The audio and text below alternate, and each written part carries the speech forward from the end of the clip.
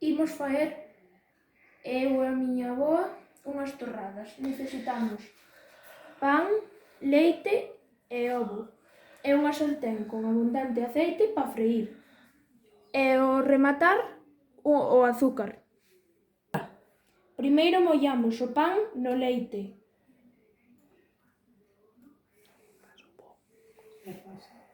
E pasa o ovo.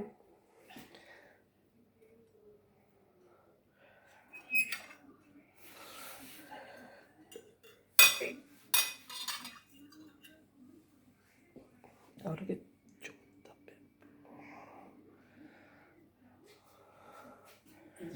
Agora que vedes? E despois pásase a sartén.